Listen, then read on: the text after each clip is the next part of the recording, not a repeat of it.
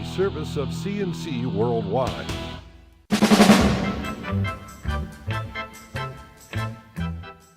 CNC Podcasts are a service of CNC Worldwide and brought to you by the Greece Chamber of Commerce, providing more than 800 member companies with business solutions since 1984. State police say 2 people were killed Monday afternoon when a car crossed the center median on the New York State Thruway in Mendon and smacked head-on into a tractor-trailer. That crash at 4:30 p.m. involved 6 vehicles, and it left the truck in flames. Other people were injured in addition to the 2 killed. They were taken to Strong Hospital. Police had not yet released the full accounting of information on the deceased and injured as this is recorded. The crash happened almost below the Route 64 overpass. It blocked all westbound lanes and forced the Thruway Authority to shut off westbound traffic at exit 45 in Victor.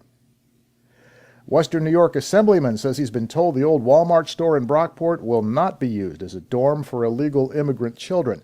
Assemblyman Steve Hawley of Batavia says he got this directly from the Federal Department of Health and Human Services. They told him in a phone call that the Walmart store is no longer under consideration. Hawley says it's the right call. He says Brockport would be unable to handle such a facility, and residents should not have their taxes used to house, educate, and care for illegal immigrants. With more 90-degree-plus heat in the forecast for Tuesday, Rochester Mayor Lovely Warren has called a cool sweep heat emergency. That means extended hours at city spray parks, pools, and Durand Eastman Beach, and the city will open fire hydrants at selected locations, including schools 22 and 41, for people to cool off. The University of Rochester and the city school district have reached agreement on the university becoming the operator of East High School. Officials say this is preliminary. If the state education department approves, the district and the U of R will work out the full EPO, or Education Partnership Operator Agreement. The university's Warner School of Education will use the first months of the next school year to work out procedures. A final plan will be submitted to the city school board by November.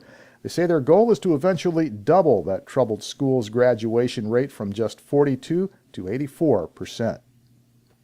New York's highest court says state law does not preempt the rights of local governments to ban hydrofracking in their communities.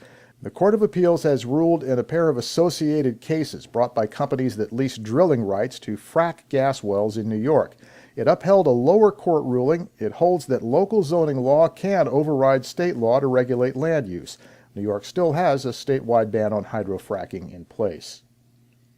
University of Rochester officials say it was mechanical failure that caused the top of a construction crane to fall Monday morning at the Collegetown construction site on Elmwood Avenue. Nobody was hurt when the crane fell while working on construction of a new parking garage. A second crane was able to lift the damaged part of the wrecked crane out of the way. Rochester police say they've arrested 2 city teenagers for targeting Nepalese refugees living in the Edgerton neighborhood. In past days, people have tried to start fights with groups of refugees who are playing soccer at Edgerton Park. There have been broken windows and other acts of vandalism, and people have been attacked and robbed. Police said in a news conference that a 14-year-old and a 15-year-old have been charged with robbery, grand larceny, and criminal mischief. Police Chief Michael Simonelli says he doesn't believe the Nepalese were targeted because of race, but because they tend to use only cash and to not report incidents to the police. He says they're working with the refugee community to explain about American police procedures. Frontier Communications says a contractor accidentally dug up a major phone cable and cut phone service to several hundred people in Spencerport. The affected customers are south of Lyle Road in the village. Frontier's West Side general manager says they're working on the problem, but because this is a major project, it's going to take some time.